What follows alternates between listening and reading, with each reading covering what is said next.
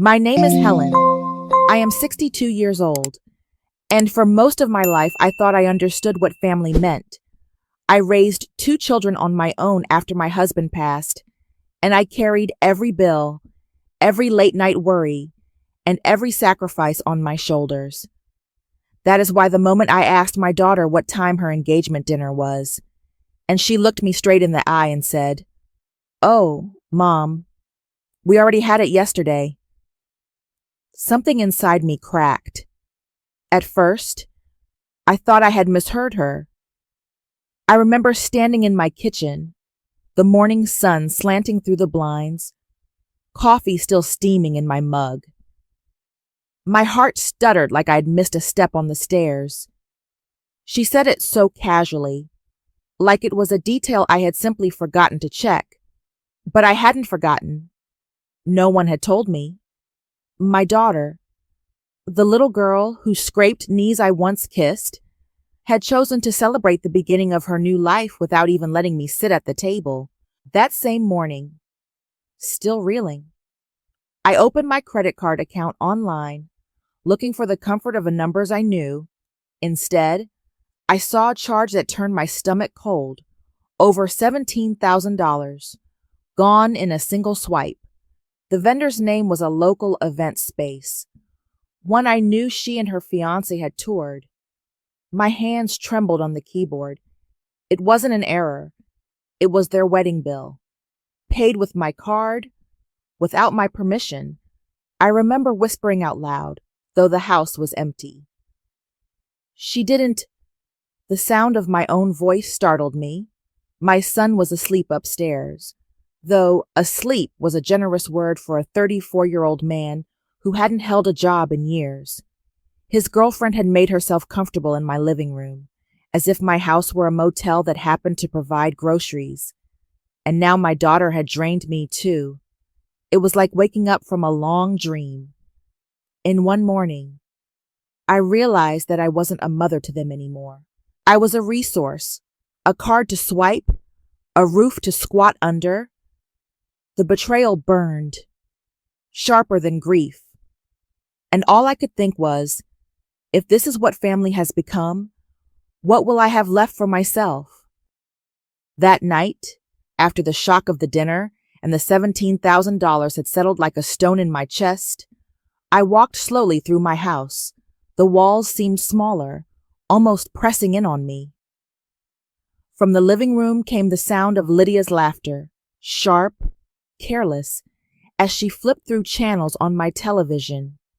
A half-empty soda can sat sweating on the arm of my couch, and one of my throw blankets was balled up on the floor. My son Ethan was sprawled beside her, controller in his hand, his face lit by the glow of the screen. Neither of them noticed me standing there, or maybe they did, and simply didn't care. I went into the kitchen, hoping to find calm in the familiar. Instead, I was greeted by dirty dishes piled in the sink, a pan crusted with the remains of something Lydia had cooked, and a grocery receipt shoved into the corner. I knew it was mine. I was the one who had paid. My hands traced the edge of the countertop as if holding on to something solid could keep me from shaking. This was my home. Yet everywhere I turned, felt borrowed, invaded. My phone buzzed in my pocket. A text from Clara lit the screen. "Mom, the florist asked for another deposit. Just cover it. I'll pay you back later." There wasn't an ounce of apology, not even acknowledgement of the $17,000 already gone. My chest tightened. I could almost hear her voice, brisk and impatient, as if my only role was to approve the next expense. I stared at the message until the words blurred. The kitchen around me smelled faintly of onions and old coffee. Upstairs, Ethan's footsteps thundered toward the fridge, and I heard him rummaging without a thought of asking. Lydia called after him with a laugh that grated against my nerves. It struck me then. This wasn't a home anymore. It was a place where everyone else lived freely, while I financed the comfort. My presence had become optional. My silence had been mistaken for consent. I set my phone down on the counter, screen still glowing. The weight of that message, the laughter from the living room, the memory of Clara's casual dismissal, it all pressed down until something inside me whispered, "You are disappearing in your own life." And in that moment, I knew I couldn't keep fading quietly. Something had to change. The next morning I sat at the kitchen table, my coffee untouched, staring at the clock on the wall as though the steady tick might anchor me. The house was silent for once. Ethan and Lydia had gone out late and were still sleeping off whatever party they'd attended. Sunlight poured through the blinds, but it felt harsh, exposing every corner of my exhaustion. I opened my laptop and pulled up my bank account again, hoping the charge had somehow been reversed overnight. It hadn't. $17,000 sat there, glaring back at me, mocking my years of discipline and sacrifice. My finger hovered over the phone. I wanted to call Clara, to demand an explanation, to shout at her the way I never had when she was younger, but I already knew how she would respond. Smooth, confident, telling me I was overreacting, that it was all for her big day, that she'd pay me back eventually. I could almost hear the edge of irritation in her voice, as if I were the one ruining things by daring to object. The very thought twisted in my gut. A door slammed upstairs. Ethan stumbled down the hall, yawning loudly. "What's for breakfast?" he called, as though I were still the mother who used to pack his lunches and leave notes in his backpack. I didn't answer. He clomped into the kitchen, opened the fridge, and frowned. "You need to get more orange juice." Not we. Not I'll pick some up. Just another demand, layered on top of everything else. I studied his unshaven face, the way he avoided eye contact, the way he carried himself like a permanent guest. My son was a grown man, but he acted like a boy who had never left home. Lydia trailed in behind him, wearing one of his old t-shirts, humming as she grabbed the remote from the counter. She didn't even greet me. She might as well have been the lady of the house. My phone buzzed again. Another message from Clara. "Don't stress, Mom. Just handle it, okay?" I read it twice, the casual dismissal burning into me. Something inside me hardened. The children I had sacrificed everything for no longer saw me as a mother. I was a service, a card to swipe, a kitchen stocked with groceries. I closed the laptop with a firm snap. My pulse raced, but for the first time in years, it wasn't from fear. It was from resolve. This cycle was ending, and I would be the one to end it. That afternoon, I drove into town, gripping the steering wheel tighter than I should have. The bank's glass doors reflected the sunlight, and for a moment I saw myself there, small, tired but determined. I walked inside, explained the unauthorized charge, and felt my throat tighten as I spoke the words. $17,000. Saying it aloud made it heavier. The teller's eyebrows lifted, and she guided me into a private office. Within minutes, the account was frozen. My card would no longer be a bottomless well for anyone else to dip into. When I left the bank, my knees shook, but not from weakness.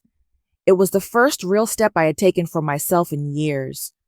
I drove straight to the locksmith next, ignoring the buzzing of my phone in my purse. Ethan's name lit up the screen, followed by Clara's. I didn't answer. By the time I pulled into my driveway, a new set of locks jingled in a paper bag beside me. I carried them inside like they were trophies. The workman came the next morning. Ethan stumbled out of his room, bleary-eyed, and asked what was going on. I told him plainly, "I'm changing the locks." His mouth opened, ready to protest, but something in my expression must have stopped him. He grumbled, retreated to his room, and slammed the door. Lydia didn't even come out. As the locksmith turned the final screw, I felt a strange rush of relief. I watched the old brass knob come off and the new one gleam in its place. It was a simple thing, metal and mechanics, yet it carried the weight of a declaration. This was my house, and it would no longer be theirs to control. That evening, I sat at the table with a notepad.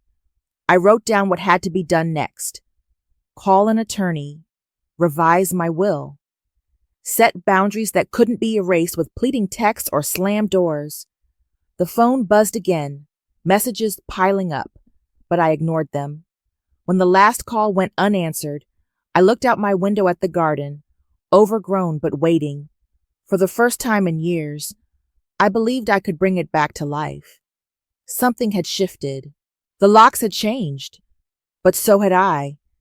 The following week, I sat in a leather chair across from a lawyer whose office smelled faintly of old books and coffee. His name was Mr.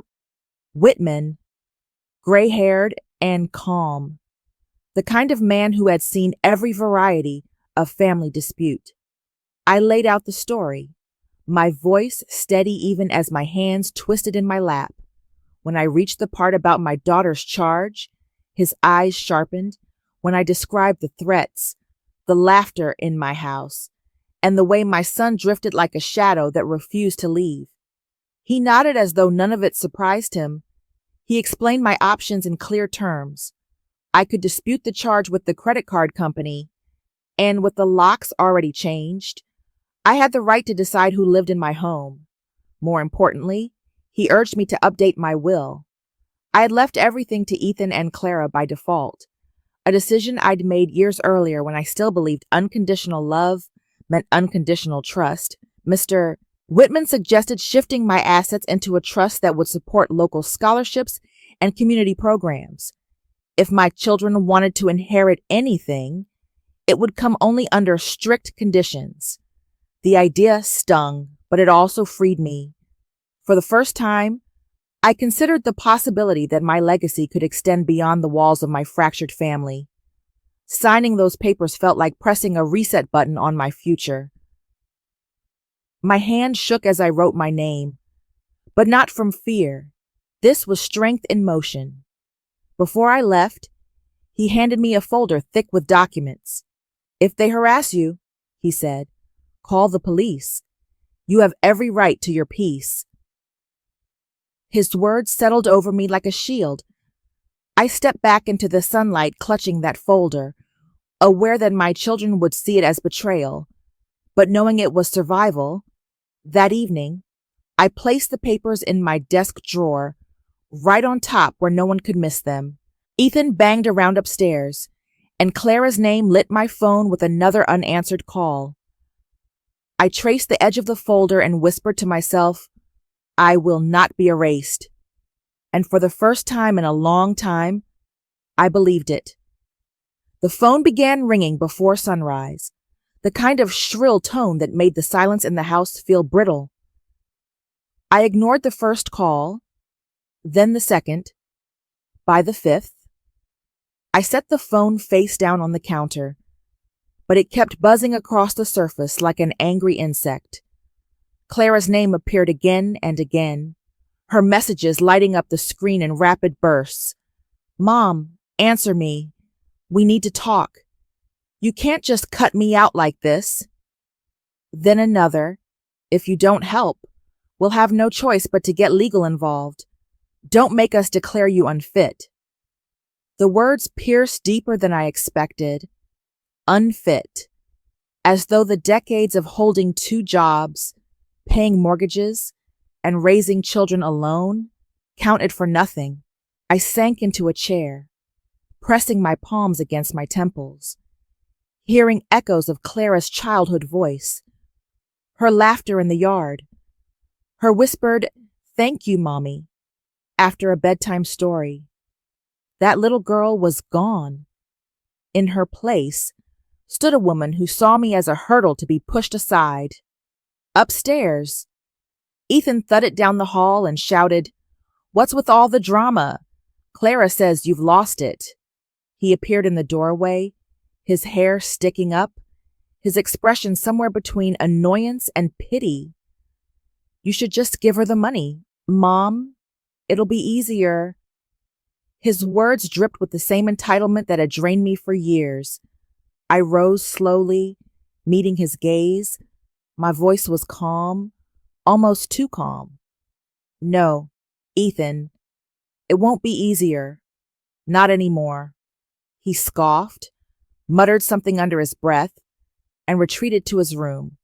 The slam of his door rattled the frame, but I stood steady. The phone kept buzzing until the battery finally gave out, leaving the kitchen in a heavy silence. I looked around at the clutter, the dirty glasses abandoned on the counter, the life I had allowed to spiral beyond recognition. A quiet resolve spread through me. If my children wanted to brand me as unfit, then they would have to face the truth of who I had become, stronger, not weaker. I picked up the dead phone, set it aside, and whispered to the empty room, "You will not break me." And in the stillness that followed, I believed every word. 2 days later, as I was trimming the rose bushes in the front yard, a voice called across the fence. "Need a hand with those?" I looked up to see Marjorie, the new neighbor who had moved in 3 months earlier. She was about my age, with quick eyes and a casserole dish balanced in her hands. She stepped closer, smiling in a way that didn't ask for anything. "I made too much lasagna," she said, lifting the foil-covered dish. "Figured you might like a warm meal." The kindness startled me. I invited her in, and soon we sat at my kitchen table, the smell of baked cheese filling the air. Somehow the story spilled out of me. The dinner I wasn't invited to, the money drained from my account, the endless phone calls. Marjorie listened without interruption, nodding slowly, her expression soft but steady. When I finished, she reached across the table, her hand warm on mine. "My son did the same," she confessed quietly. "Different details, same kind of wound. Took me years to realize love doesn't mean surrender. You're not alone in this." Her words landed like water on dry ground. For the first time in weeks, I felt the sharp edges of my fear soften. We ate together, and in the small comfort of shared stories, the house felt less hollow. Later that evening, a knock rattled the front door. I opened it to find Michael, Clara's fiancé, his shoulders slumped and a folded envelope in his hand. He looked nothing like the bright-eyed young man who had come around for holidays. "I'm sorry, Mrs. Grant," he began. "I didn't know Clara used your card. I should have stopped it. The wedding, it's off." He held out the envelope. Inside was a cashier's check for $8,500, his share of the cost. I stared at the paper, my throat tight. "You didn't have to—" "Yes, I did," he interrupted gently. "It was the right thing." As he left, I stood in the doorway, the envelope heavy in my hand. Between Marjorie's casserole and Michael's honesty, I realized something crucial. Family could also be found in respect and in integrity, not just in blood, and for the first time, I felt less like a victim and more like a woman beginning again. It was just past dusk when the doorbell rang. The sound startled me. Most evenings were quiet now. Just the hum of the refrigerator and the distant bark of a neighbor's dog. When I opened the door, Clara stood on the porch, her eyes swollen, makeup streaked down her cheeks. She clutched a duffel bag as though she'd been walking for miles. "Mom," she whispered, voice raw, "please, let me stay here tonight. Michael's gone. He called everything off. I don't have anywhere else." Her words tumbled over themselves, desperate and uneven. For a moment, my heart clenched. I saw the little girl she once was, the child who used to curl against me during thunderstorms, who asked me to braid her hair before school. The urge to pull her into my arms was almost overwhelming. But then I remembered the $17,000, the dinner I hadn't been invited to, the threats, the texts that treated me like a credit line rather than a mother. "Clara," I said softly, "I can't let you move back in." Her eyes widened, disbelief flashing across her face. "Please, Mom, just until I figure things out. I promise I'll change. I promise I'll be different." Tears burned in my eyes, but I held my ground. "You are my daughter, and I love you," I told her, my voice steady despite the ache in my chest. "But love doesn't mean I erase myself for you. This house is no longer a place where people take without respect. If you want a relationship with me, it has to be built on honesty, not dependence." She shook her head, backing a step away, as though the words had struck her physically. "So you're really shutting the door on me?" I swallowed hard. "No. I'm leaving the door open for the daughter who treats me as a person, not a resource. That's the only version of you I can welcome." Her sob broke the evening air. She turned and walked down the steps, the sound of her bag dragging along the concrete. I stood in the doorway long after she disappeared into the dark, the weight of what I'd done pressing down, and yet, beneath the sorrow, a fragile, unshakable strength. The days that followed felt strangely quiet, like the house itself was exhaling after years of tension, with Ethan gone more often, slinking back only to gather his things, and Clara silent since that night on the porch. I finally heard the hum of my own thoughts again. It was not loneliness. It was relief. I started small. I opened the windows wide, letting in the cool spring air, and scrubbed the kitchen until the counters gleamed. The scent of lemon cleaner and roses from the garden mingled, reminding me that even in broken places, beauty could return. I spent afternoons in the yard, pruning, planting, coaxing life from the soil. Watching the roses bloom again was like watching myself rise from a long winter. Marjorie became a steady presence. She'd knock on the door with muffins, or wave me over to sit with her on her porch. We shared stories, some funny, some sad, and with every conversation, I felt less like the woman who had been erased in her own home, and more like someone worth listening to. She even convinced me to sign up for a few volunteer shifts at the library. The first day I shelved books beside teenagers chattering about exams, I realized my life could hold new beginnings, even at 62. Sometimes at night, I would catch myself thinking of Clara and Ethan. A part of me still ached for them, still wished they would come back not in desperation, but in respect. Yet I no longer waited for it as though my happiness depended on their choices. I had drawn my line. Whether they crossed it was up to them. One evening, I sat on the porch with a glass of iced tea, the roses glowing in the fading sun. The air was warm, and for the first time in years, I felt peace settle into my bones.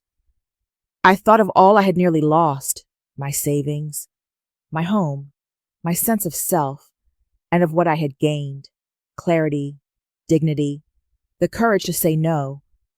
As the light dimmed and fireflies began to dance in the yard, I whispered into the quiet, "This is my life, and it is finally mine again." And in that moment, I knew the strongest legacy I could leave wasn't money or property. It was the unshakable truth that self-respect is worth everything,